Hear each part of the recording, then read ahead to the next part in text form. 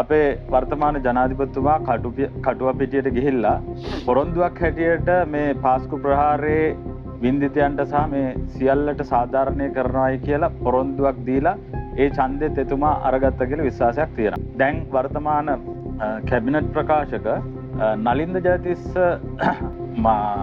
දේශපාලන මණ්ඩලයේ ඉන්නකොට රත්නපුරේදී එක තැනක සඳහන් කරනවා මේ කතාව පිටිපස්සේ ඉන්නේ ඉන්දියාව. ඉන්දියාව තමයි මේ ගෝඨාභය බලයට ගෙනාවේ. ඒ තෙල් ටැංකි ගන්න ඒ කටයුතු කරන්න පහසු වෙන්න කියලා. ඒකත් එක්කම එතුමා සඳහන් කරනවා මේකේ ප්‍රධානම සැකකාරියක් වෙච්ච සාරව ඉන්දියාවට ගිහිල්ලා තියෙනවා. ඇයි අත්තනම් ගොඩ ගන්න නැත්තේ? ඇයි ඉන්දියාවෙන් ගේන්නේ නැත්තේ? එතකොට දැන් මේ වෙනකොට ඔබතුමාලාට බලය තියෙන්නේ. ඇත්තටම දැන් මේ කියන විදිහේ ඉන්දියාවේ මොකක් හරි සම්බන්ධයක් තියෙනවද? දැන් අපේ රටේ මිනිස්සුනේ මේ බෙදිලා දෙපැත්තට මේ ප්‍රශ්නේ මේ බේරගන්න හදන. එතකොට වෙනත් රටකින් වෙන කුමන හෝ රටකින් මේ ප්‍රශ්නෙට මැදිහත් වෙලා අපේ රටේ ජනතාවගේ මරණ මතින් ඔවුන්ගේ ජයග්‍රහණය කරලා තියෙනවා නම් අපිට තිබෙන තොරතුරු මත අපිට තිබෙන ඒ තොරතුරු මත අපිට යම් ප්‍රකාශ කරන්න පුළුවන්කම තිබෙනවා. ඒ ප්‍රකාශය දැනට දැන් බලංගුත් අපි මේ පාස්කු ප්‍රහාරයට අදාළ විමර්ශන ඉතාමත් නිවැරදි ලෙස නිවැරදි මාවතේ කරමින් යනවා. තහවුරු වෙනවා නම් ඔබ ඔය කියපු ප්‍රකාශයන් ඉතින් අපි ලෑස්ති ඒකට අදාළව ඒ කියන්නේ සාරාව එහෙම ගෙන්න ගන්න ආණ්ඩුවේ ලෑස්තියක් තියෙනවද? ඉන්දියාවත් එක්ක කතා කරලා තියෙනවා. ඒ අවශ්‍ය කරන සියලු දෙනාගේ ප්‍රකාශයන් ලබා ගනිමින් අවශ්‍ය මැදිහත් වීම කරන්න අපි සූදානම් ඉන්නේ. ඒ වගේ ඉතාමත් දරුණු රට නොමග යවන විශේෂයෙන්ම පොහොට්ටු වමනාවට අද මේ ප්‍රහාරයේ සිදුවන ඉතාම පැහැදිලිව අද රාජපක්ෂලා වේවුලුම් කාලා තියෙන එක අතන මුළු රටක් අද බලාගෙන ඉන්නවා. ඒ නිසා තමයි ගෝඨාභය රාජපක්ෂ අද ගියේ අපේක්ෂිත අප ඉල්ලලා. මොකෝ කලබල වෙන්නේ? ඇයි හොරාට කලින් කේල් කෙන වැටපණින්? පාස්කු ප්‍රධාන සැකකරුවෙක් කියලා කවුද ශානිය බේසෙක්?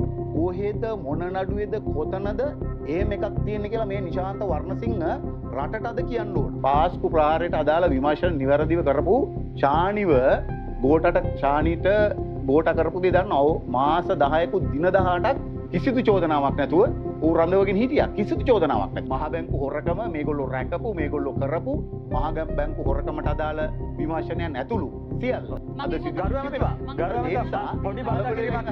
යම් කිසි බලපෑමක් ඇවිල්ලා මේක නතර කරන්න උත්සාහ කරොත් ආණ්ඩුව කොහොමද මේක නතර කරනවද? කිසිදු බලපෑමකට අපි යටත් වෙන්නේ නැහැ. උපවාස සත්‍යග්‍රහ එකක් නෙවෙයි 100ක් කළත් මාන හිමිකම් නෙවෙයි තව කොහෙ ගියත් කිසිදු බලපෑමකට අපි යටත් වෙන්නේ නැහැ. සලේ හිටපු බුද්ධ්‍යංශ ප්‍රධානීනේ. සලේ හිටපු බුද්ධ්‍යංශ ප්‍රධානී. ඒකට හිටපු බුද්ධ්‍යංශ ප්‍රධානියෙකුට තමන්ගේ තවදුරටත් බුද්ධි තොරතුරු තමන් ළඟ තියාගන්න මොකද්ද තියෙන අයිතිය? අර ඒක තමයි බුද්ධි තොරතුරු කියන්නේ පෞද්ගලික අයිති දේවල් නෙවෙයි. ඒක රජයේ සතු දේවල්. හරි. ඒක රජයට දෙන්න ඕනේ. ඒ නිසා අපි දැක්ක අද කියන පොඩ මට විනාඩියක් දෙන්න. කවුද මේ හිටපු පොලිස් ඇමති? කවුද මේ? වීරසේකර කියනවා සලේ කිසිවෙක් පාවලා දෙන්නේ නැහැ. මොකද පාවලා දෙන්නේ නැහැ කියන එකේ තේරුම. කියන්නේ තමන් දන්න දේවල් කියලා තමන්ගේ හිතයිශීන් අමාරුවේ දාන්නේ නැහැ. ඔකනේ පාවලා දෙන්නේ නැහැ කියන එකේ තේරුම. ඉතින් එහෙම. එතකොට මම දැක්ක අද ගෝඨාභයගේ හිටපු පෞද්ගලික ලේකම් අර අසුචිනාපු කෙනා. එයා කියනවා මොනම තත්ත්වයක් තුලවත් මුරපදේ දෙන්නේ නැහැ. පාස්වර්ඩ් දෙන්නේ නැහැ. ඒක තමයි මම අහන්නේ. එතකොට මම අහන්නේ එහෙම මොකද්ද තියෙන අයිතිය? බුද්ධ්‍යංශය කියලා කියන්නේ පාගවත් පෞද්ගලික බූදලයක් නෙවෙයි. ඒක රටේ ජනතාවගේ රජයේ බුද්ධ්‍යංශය මිසක් සලේගේ බුද්ධ්‍යංශය නෙවෙයි. ගෝඨාභයගේ බුද්ධ්‍යංශය නෙවෙයි. අනුරුද්ධ ශානායගේ බුද්ධ්‍යංශය නෙවෙයි. ඒක රටේ ජනතාවගේ රජයේ බුද්ධ්‍යංශය. ඒකේ තොරතුරු කිසිවෙකුට පෙන්ෂන් ගියාට පස්සේ ගෙදර අරගෙන ගිහිල්ලා සංගව ගන්න අයිතියක් නැහැ.